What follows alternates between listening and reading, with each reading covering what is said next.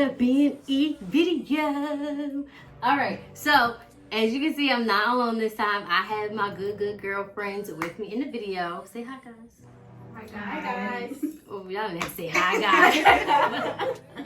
So we are gonna have a Friday night girl talk, and we're gonna get into it. We're gonna dish some good stuff, and you know what? Just come along for the ride. We are going to let you all get to know us. We have Shaquille, Kristen, and Ju on the end. All right. So I know on TikTok you guys have seen people doing like most likely to, and with their family members and their friends. So we're gonna do our little own version of it, so you guys can see who's the most ratchet and who's the most innocent. All right, let's go. Y'all ready? Mm-hmm. Okay. Who's most likely to fart in public?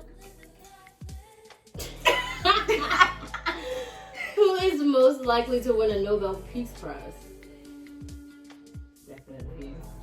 Who's most likely to obsess over a celebrity? What? Who is most likely to lie to the police? Who is most likely to live alone on an island? I feel like it could be Shaquille too. Shaquille would be on the island and nobody would know. She would need to tell nobody she went. Who is most likely to remain single forever? Let me go point to myself. Ooh, that's hard. I'm not trying to claim this. I'm not trying to claim it. But it just be like that sometimes. I mean, this don't really apply, but who is most likely to remain a virgin until marriage? No, we just have to bypass that. You remain a virgin until marriage? Like, I mean, like born again virginity. Born again. You pointing the cat? You pointing me? Yeah. Me? Who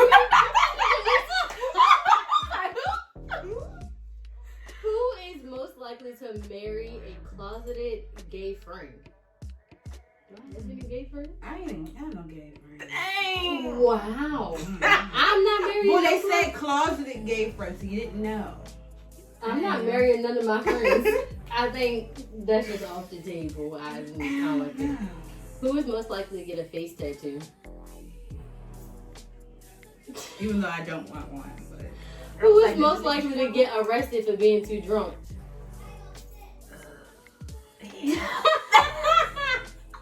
I've done a lot of things, but I Yeah. know when to stop. It was between the two of you. I know how to stop. I'd be at an 8. Cutoff.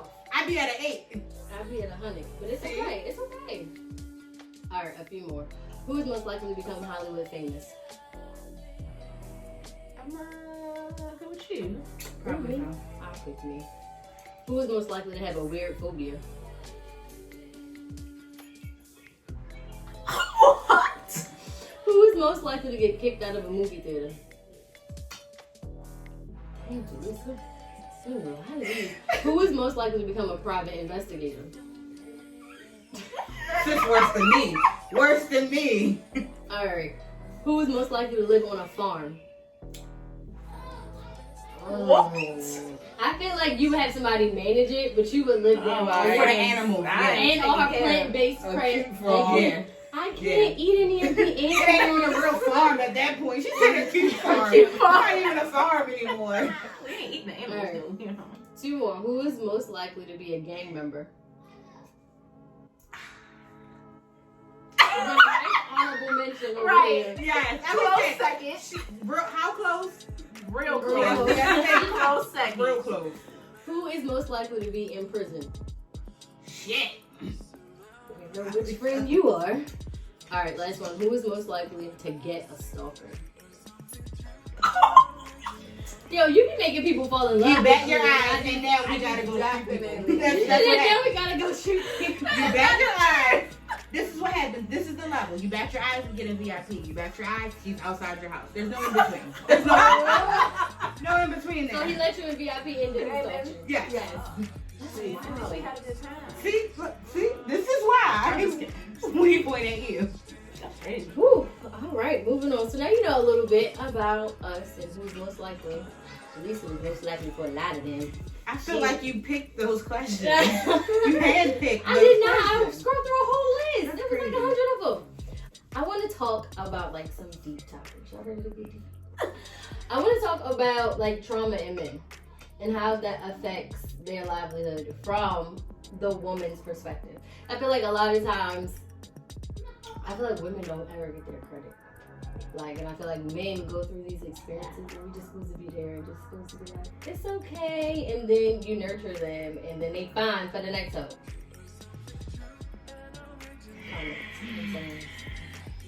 I mean, where should we start?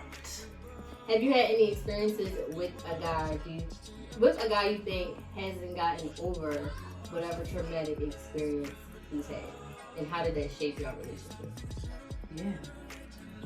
I'm no longer engaged. Due to him using his bipolarness or whatever as a crutch. Well, I believe so. I could be wrong, but the indecisiveness, the 1 minute is one thing, next minute is this. The favorite line, I'm too good for you. You deserve better. Instead of just being better. He just assumes it's easier to stay how he is. Yeah, I feel like most men fall into this level of like complacency. Yeah, where that's it's what it like, this is who I am. Yeah, and he went to a person that basically is the same. He decided to choose a person that was like, okay, this is who I am, this is who you are, this is where we're gonna be at. Right. I feel you. I feel like anytime a man say, you deserve better, or I don't deserve you, that's your cue to go on. And it's always easier said than that. I know Believe we say that. it right. We say it right. It's like your mind is like, yo, you know it's time to go. But your heart be like, why you can't just be better? Why would you say that to me? It is hard, but like real life, if they be like, you right, you deserve better, that means they're not gonna give it to you. And they know that they trash. Or at least trash for you. They might not be trash, but they might not be able to give you what you need. And for some reason they want to stick around and drag it out. Yeah. But if they say that, then that's your cue to be like, yeah, you're right. And move along. I agree. But I think there's sometimes some redemption in there. I think it's like so they had these moments and then it's just like, okay, I'm no good for you. But I feel like there's a little piece of them in there that still wants you to hold on. Of course. Right? Of course. And you like, can you just let go? Yeah, I feel like at some point, either whether it's the woman or the man, when is it just okay for us to be able to be in a relationship with someone who's our equal instead of raising a child who's not our child, you know? We raising men and raising these women up to be, we always seeing the potential in people. And some people ain't never gonna get to the potential that we see them for. And at that point, it's your choice to whether you're gonna stay or you're gonna go. You absolutely right. It's like that quote that's been going around, like, I'm not responsible for the version of me you built in your head. It's like you see it in your mind, you can dream up this entire fairy tale and all somebody said to you was hello. But I feel like that's what we do as women. To some extent. It may not be to that extent, but there has been times where you like start talking to a guy and you do think into the future. It may not be like marriage or kids or whatever, but it'd be like, oh, you know, like how it would be to actually date that person or actually be with that person. Right. But I think there's also a level of dream telling that happens. And then we probably take it, we be putting a little extra sprinkle on there. But then I'm trying to make it sound good. And they'll do some things like oh, this is how you would treat me? Like, okay, this is cool. And they do a little bit more, but it never just gets to the level that it should be at, like outside of the like material things or dates or all that stuff. But the other stuff that I think we are like, well, if he does all this for me, then he must like me, because why would you do all that if he didn't like me? And if but I you feel like that's a valid thought process. Yeah. Because it's like, y'all, okay, if it's not a valid thought process, that means this is really out here just doing the most for everybody. Like, your pockets is that big, brother. Like, you got that much energy to entertain that many people on the same level. It ain't tricking if you got it. But like, for real, like, at some point, you got it. if you hanging out with somebody or somebody hitting you up to hang out with you on a consistent basis, like something about you in order to be around you. They just may not like you in the capacity that you want them to, Yes. or that you desire to be like. Correct. I agree with that one. Yeah. Like, because people will do all these things for you and plan things into the future, but really never plan on that situation to go any farther than it is. Mm-hmm. So they might like you or like your company, but you just might not be the one. Right. You could just be occupying their time until they're ready to find the one or until they find the one. But in your head, you're like, well, you're doing all this stuff, so you must have plans. We're making plans to the future, so you should have plans for me in the future. But that is not necessarily the case. Yeah. But that is selfish. Like, if there's any guys watching, don't do that because it's selfish.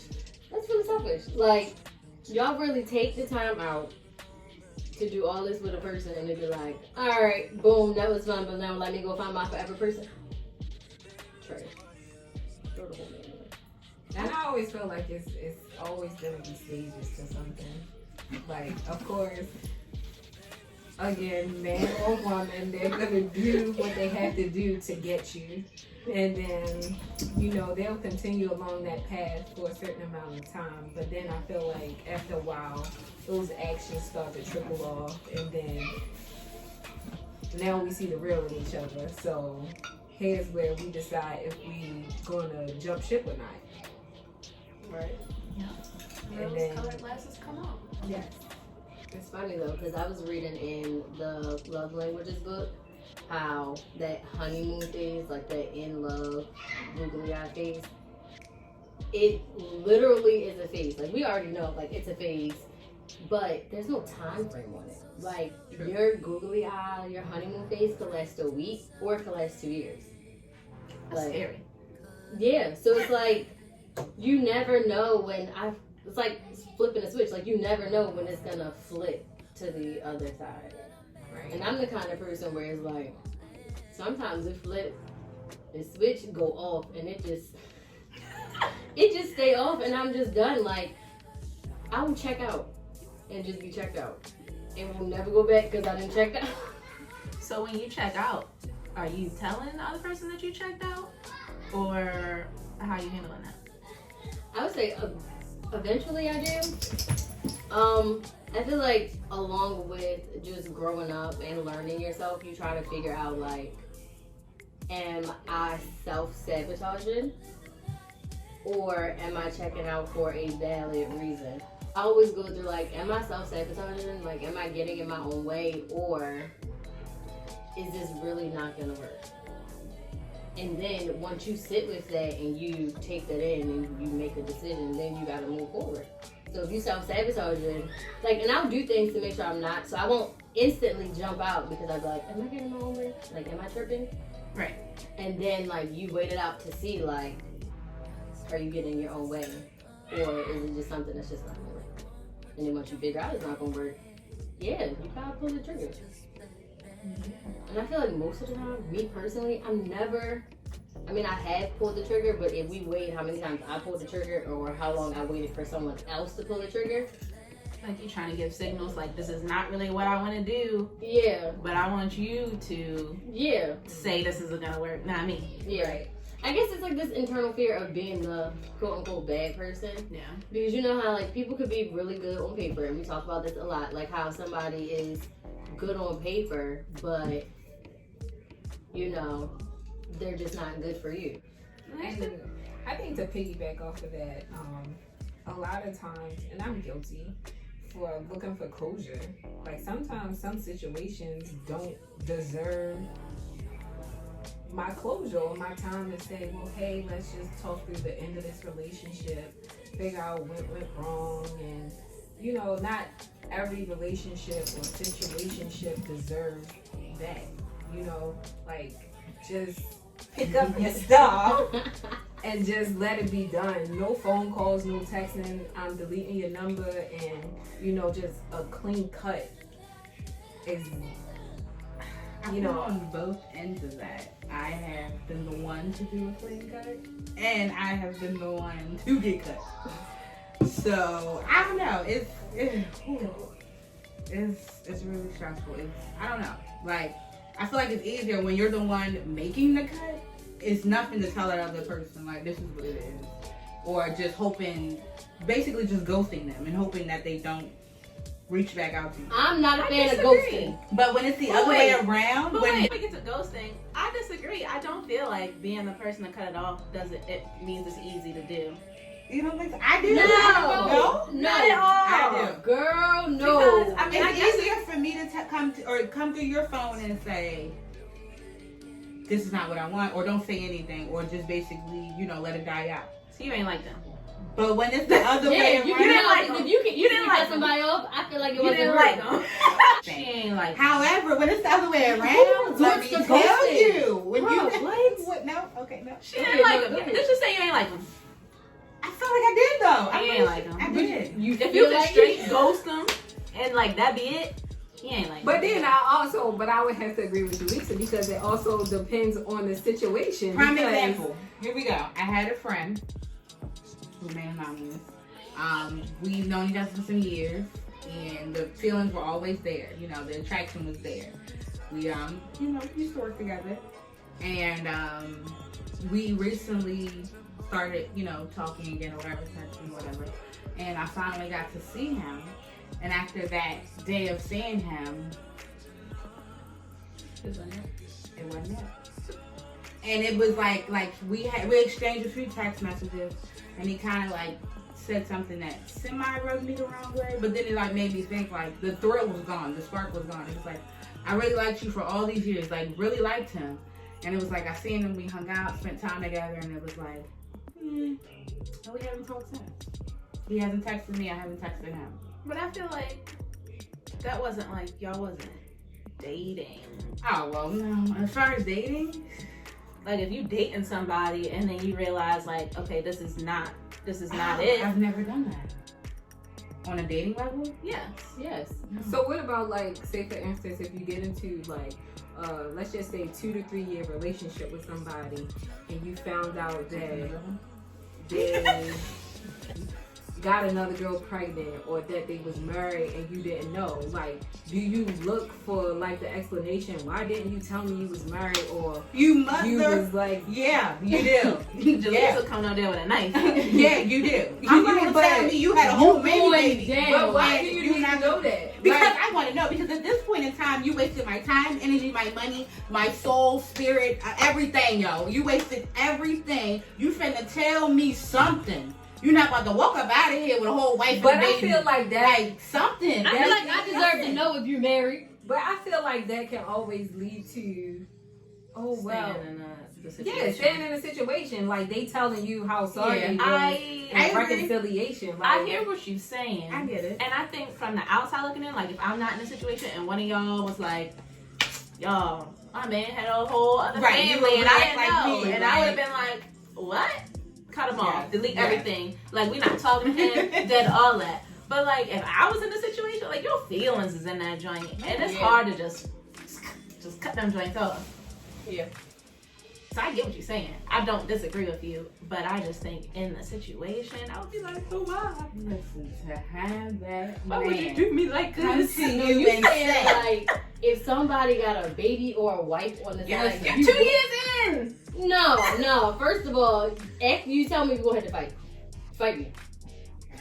whether you have the fight me. baby coming or the baby's already here. Fight the fact me. that You you gotta wasted my sit time. down, right? The fact that you gotta sit down and tell me to my face there is another individual that requires your time and attention at this moment. Nah, baby.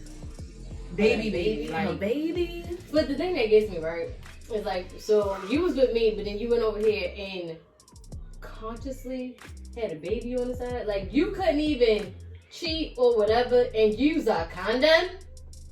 Irresponsible. Really? Irresponsible. That would stress me out. I'm gonna just leave that one there. I don't think I've ever been in that situation. I but know, it I'm would afraid stress that me out. none of us ever Exactly. it. I have. We're not gonna sugarcoat this. I have. Therefore, it's not the best. When that man has to sit you down and say that a child is on the way, and then look at you like you're supposed to be okay. No. So how did you handle that situation, Lisa? He laughed. He wanted to leave the next day. I told him he could leave that night. So was it? Go ahead. So when how you find out? I went through his Apple Watch, but you know, if we want to omit that part, we can. But Why would you omit it? That's how I had it. I basically was like, God, give me a sign, because the situation was already rocky, and I just so happened to watch it there while I was cleaning the living room, and I knew the code, because again, men are predictable. So I knew the code, and I went through, saw a picture of the belly, pregnant as shit. So They didn't see all that on the watch. you saw that on the Apple Watch? You can see some pictures on there. You can see But pictures on that watch. must have been fresh, because you're not really going through like photos in the picture. Correct. Like, it's I'm just going to the messages, clicking on the number or Oh, name, yeah. and I'm scrolling through, and basically it was like, you know, they had an appointment. The individual was supposed to get rid of it, and she didn't. And I confronted him about it, and he was actually more mad that I went through the watch versus The baby. me finding out that there was a baby on the way. And my thing is, you're living in my house, and you found the time to go out and produce another kid while still coming to my house every night. So then he wasn't really remorseful. He was, you know how men get. They get temporary upset, temporary sad in that moment, because now they have to, Address. Yeah. I'm I'm not moving out your face. I'm not moving out your face. I'm not moving until you open your mouth and say You know something. the funny thing is, they be in that situation and still don't want to own up to it. Yeah. Ooh, definitely didn't. Why you go through my watch? This, that, and the third. We're not going to admit that she's pregnant as hell. Extra pregnant. Baby almost here. 4 months, 5 months pregnant. Like, we're not going to admit that. Nothing. Right. So, obviously, she did not get rid of it, and he was upset at her. And I'm like, you shouldn't even been double dabbing. Like, this is what happens when you thought you could go from A to B. So yeah. But your situation was different because you couldn't just dead it. No, it was a lot invested. It was like, well, if you're gonna go, I need to know when. Get child care for our son, because we share a child. So it was like readjusting everything. Yeah. And I don't lie to my child. I said, Daddy's leaving. Daddy is going back to so-and-so house or whatever, family house. And that was that. Do you think, because this is going to circle right back to the very beginning of how we started this conversation, do you think his past quote-unquote traumas shaped not having his parents? Mm-hmm. Yeah. Having his grandparents, for instance? Yes. Not really knowing what love was. And even, I'm a part of those past traumas. We're talking 12 years. So even whatever we did as teenagers, still to this day maybe has a little, I'm not going to say as much as it did initially, but, in his mind, I feel like it definitely does. So how do you support a man you love or care for while not enabling him to use his past traumas and experiences as a crutch? Like, how do you move about that? It's hard. Because I feel like they present themselves in so many different ways. Like, the beginning is great. The beginning it's is always love. starting with like, nobody ever loved me, so you don't know how to love anybody else. Red or flag.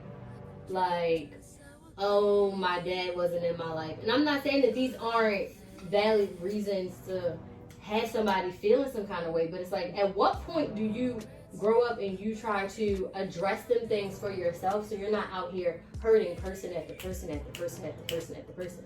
So like, how are we as women supposed to support and uplift the black man when they're not supporting and uplifting themselves?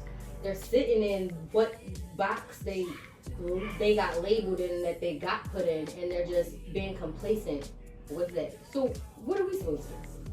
Well, I think the first part of it is that the trauma that happened to you is not your fault, but it is your responsibility as an adult to deal with it.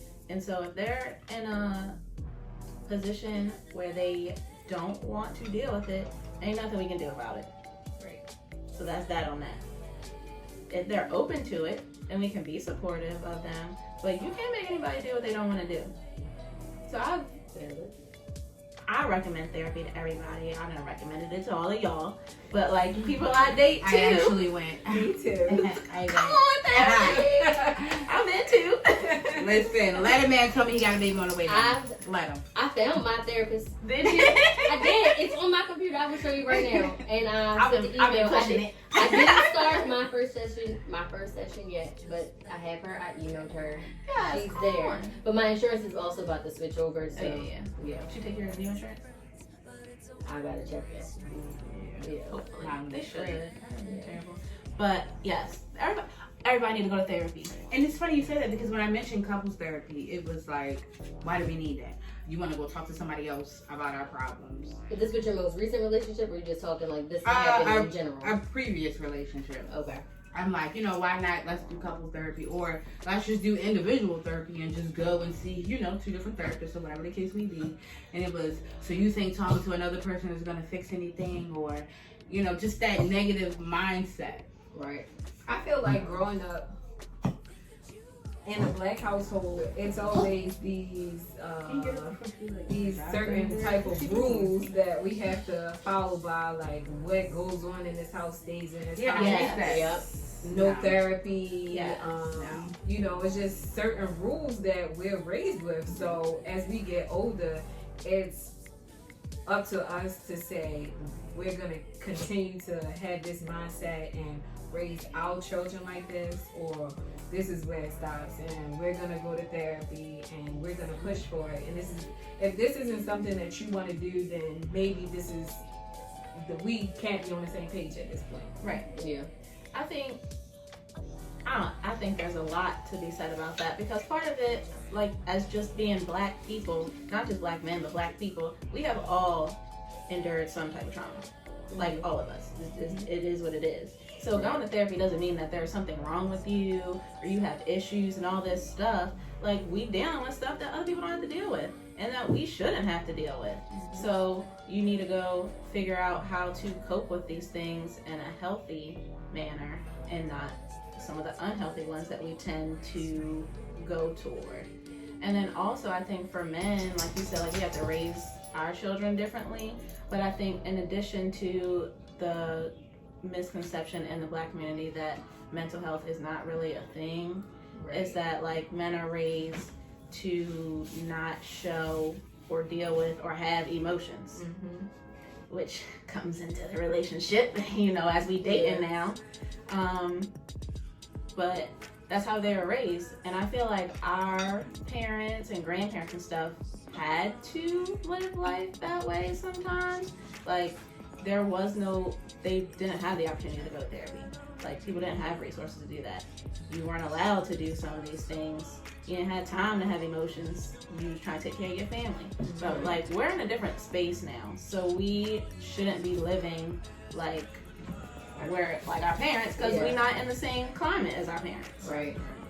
And I think most parents don't even realize how toxic they are and how much trauma they actually cause their kids. It's like they look at you like, it's like they looking at you like, well, I raised you so well, like what's wrong with you? And I remember when I was in high school, if I was upset or if I cried about anything, my mother would be like, girl, get out of here with that white girl drama.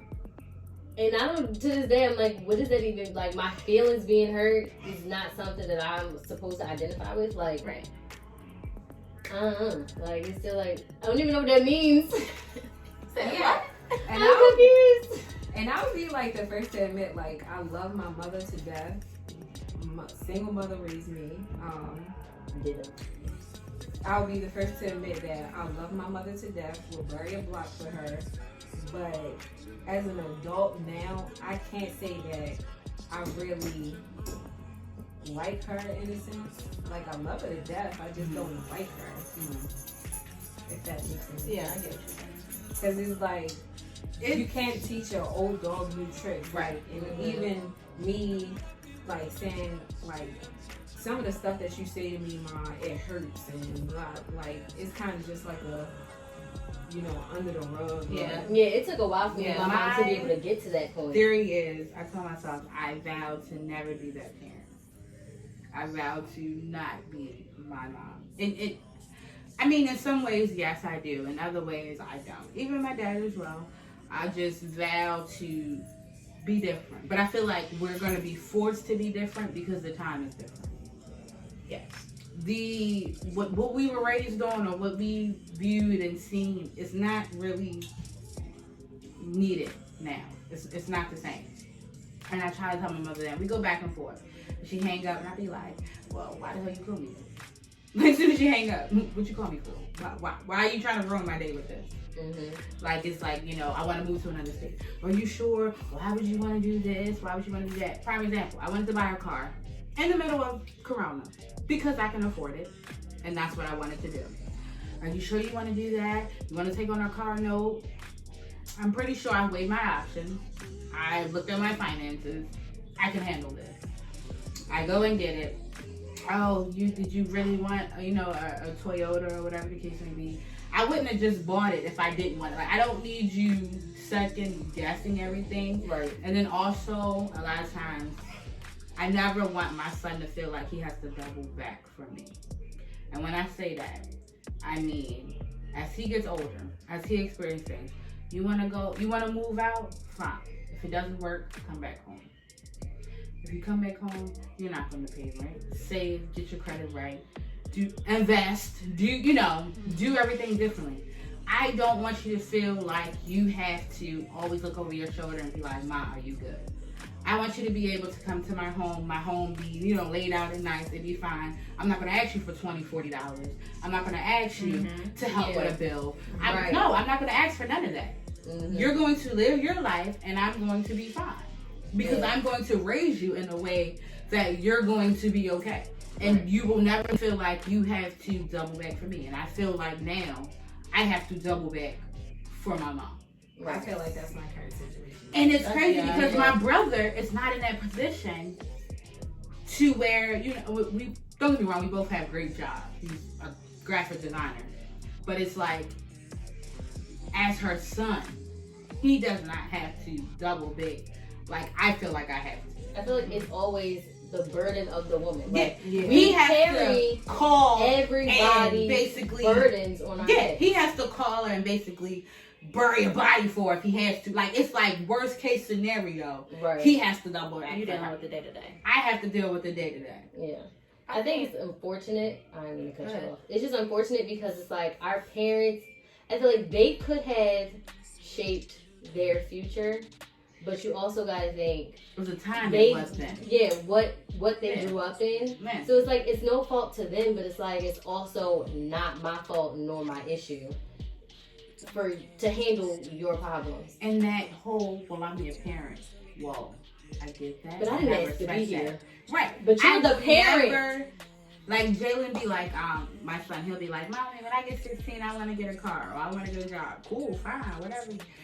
He says he wants a Lamborghini. He's not getting a Lamborghini. Because I don't have Lambo money. You don't have Lambo money.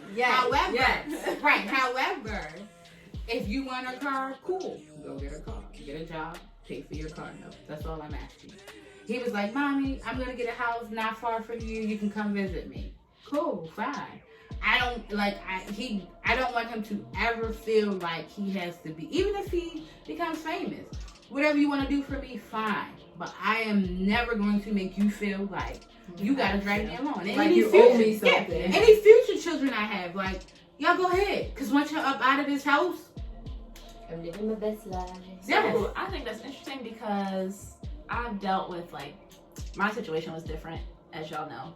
But, like, somebody that I was dating had a similar situation. So then it was weird for me in there because, like, fortunately, my parents raised me, like, pretty much how we want to raise our children. Right. And I was like, saying, your parents are the example, sis. I went on one family vacation with them, and now I'm all about family vacations. Like, but that's how I did it. Great though. That's what makes us work. Like, it's like, okay, you're the only one that came from a 2-parent household. Even with your stepdad being your dad, Yeah. your dad, whatever, it doesn't matter. But like you have the other insight that we don't have. Yeah. So like I stayed home until they told me to stay home until I could buy a place and not rent. So I didn't have to pay rent at home. I had to save up so that I could buy a place. And my mother told me I could come back one time, but that was it. I get one get out of jail free card. So if it didn't happen, you got one time to come back, get your life together, and then get back out there. But like even still, like if stuff comes up, like I had this month where it was just money just coming out my pockets every other direction, and it was like one thing after another, and they were like, "We'll help you." And I literally was about to cry in the car because I wasn't about to ask them for help. Right. But I was like, it's just one thing after another. As soon as I thought I got it together, it's this and this and this. And they were like, calm down, we'll help you out. And like, I'm just so grateful to have that. But like, they don't ask me, they know how much I make. Like, I think my mom might still be on my savings account. But like, it don't matter. They can know how much I make. They can know all that stuff. They don't ask me for money. But the person I was dating, it was like a completely different situation. And like I don't know, we were talking about money or something. He was like, I would never tell my mother how much I made. And I was like, really? I was like, no. Those them secrets you gotta keep tucking the Yeah. I was like, But and it's okay that you don't come from that, because my mom just thinks that like, you making money, right? Yeah. And you got money to spare, Right? But he was taking care of his mother pretty much. Yeah. And like for me, it was like, so this is your priority, which is not a bad thing to want to take care of your parents, But where do I fall especially if you got it, But like if we're looking in the long run, where does that leave us? Because if you're in a situation where you're married to somebody and this is my money and your money and we putting it together to build this life, and you spending all this money to take care of your mom because you feel obligated to, we gotta have conversations about what that looks like. Like, don't get me wrong, like I don't mind helping here and there, but like, and again, like I just really feel like I have to double back, even for my grandmother too. And I'm like, did y'all call my brother? Did y'all call, like someone else or whatever the case may be? And it's just like, I feel like I'm looked at as the one that has to make it.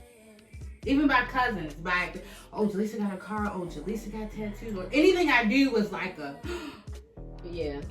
Oh, you're doing this, you're doing that, you did this. Why is it that deep? Yeah, I don't want anybody to take this the wrong way, but I feel like my sister is that person. Like, my sister is you. She's the person that set the bar. She's the person that makes sure everyone is okay. I feel like we're super close because we feel like we only have each other. And that's not in any disregard to our parents and that we don't have them. But you know the situation that your family's in. So I know that if it's like dire need, my sister is going to make it shake. Now, when I was in college and everything, my mother, single parent, I don't know where she pulled out some of the stuff from. So I'd be like, I need this. Like, I was going to school and I needed like $700 a month to stay in school before I moved into my apartment. Yo. Oh, I know. I had like $200 of that, and my mother was like kicking out $500, also trying to take care of her own house. So there were definitely times where she came through in the clutch. But I feel like now that we're getting older, like she has her husband, and then we're finally at this place, like all of us, where everybody is in a spot to like take care of their business. But it wasn't always like that. It was like, I'm leaning on you to hold you up, but you leaning on me to hold each up, and we just borrowing and exchanging each other's money. And I just feel like it's just so messy that way. Because it's like, if you don't give me my $20 back now, I'm mad. Yeah, like I don't want my child or any other children like to ever feel like that. Like, you're gonna go through college or whatever you decide to do after high school. Fine, great. You want to move to the other side of the world? Cool. FaceTime me, call me, let me know when I can fly out to see you. I am never going to stand in the way of any of that. I have to let you make your decisions. Within reason, nothing obviously too crazy, but like, I need you to build your stuff. Granted, I'll put him in a position where it'll be easier. His credit will be fine. He'll be added on my credit card. So he's going to come out of the gate with better credit. Right. There is no, your margin of error is going to be a little bit slimmer than mine because the time is going to be different. it's gonna be more competitive. You don't really have the time to make some of the mistakes that we had to make based on how our parents were taught and how they raised us. Prime example, you know, my mom kind of like feels some type of way about like my son going with his dad. We made the kid. I'm sorry. He's going there. I birthed him. That's my statement. I birthed him. He's going there. Nothing's wrong with his father whatsoever. Fully capable of taking care of him. Fully capable of holding him. He's going there. But she's like, you know, it takes a village. I get it. I use my village cautiously. However, because I don't like, when I do ask consistently, I feel like it's an issue. So now I'm going to only ask you when I really need you to. Like, you were like, oh, you know, I'll take Jay for you. I know, I get it. But there, you know, if I ever got to that point, I would ask you, really, can you watch him so I can go to work or, can, you know, do whatever. Yeah. But if his father is on this earth breathing, he will. Right. You know, to my father, God rest his soul. I get it. My mom was the type of parent. You know, back then it was, I'ma just do right. You know, I'ma do everything. No, I am not putting that burden on myself if I don't have to. Right. Everybody, you know, not knocking the women that do. I'm just saying, if I don't have to, I'm not going to. I think it's important to, like you said, like you're not gonna make him feel like he's got to double back and everything. I don't want him to. Because some of these men Question. that we dealing with out here. Do you feel like you have to double back for your parents? No. Exactly. But I was gonna say, Y'all feel like y'all have to double back for our parents? Not anymore. She always finds a way to take care of what she needs to take care of. But there is this other side to it where it's just like asking and asking and asking. And I'm like, even if I got it, I've learned to say no. Yes. And me and my sister have now taught her to learn to say no to other people. Because then it becomes a cycle. Yep. You lent out your money to somebody, they pay you back, so now you want my money because you were irresponsible with yours. That's not my fault nor my problem. Right. So you learn to say no, you on your grind. And now I'm not even in a place, I'm making like decent money, you know, my business and all of that. But it's like, if one thing breaks in this house, who has to pay for it? Yeah. That's not anybody else's responsibility but mine. So I always have to cover me first. I feel I'm in that situation currently. And to say this, like, I would rather be in a situation than to just not have my mom here with me at all. So I'm going to deal with what I got to deal with because I still have my mother here. Right. She's my only living parent, and I feel like she's my really only, like, close family. So if something happens to my mother, it's just going to be me. And I don't have really nobody to fall back on. So my mother is a hoarder. Like, she just, when my grandmother died, my mother's mother, when she died, it was just like she couldn't let go of nothing. So my mother will go out and buy clothes and shoes, appliances. When I told, we have a 3-bedroom home, my room, her room, and then there's like a room in between ours. Stacked to floor to ceiling with clothes, shoes. My baby crib is still in there. My old baby dresser, old armoires. The house is just filled with stuff, and like I feel like that's my burden because I like my mother doesn't. She don't know how to take my like advice or without without getting an attitude. And I'm trying to like kind of get her to see like if something like if I leave and go out and buy my house, I'm still gonna have to worry about you if something happened to you because I gotta clean all this up after you. Like you're gone and I'm still cleaning up your mess. Like how is that fair to me or anybody else who would be in a situation like that, you know? Right. So I feel like right now in life, in that part of my life, I just feel like I'm stuck. So, you know, you just pray on it.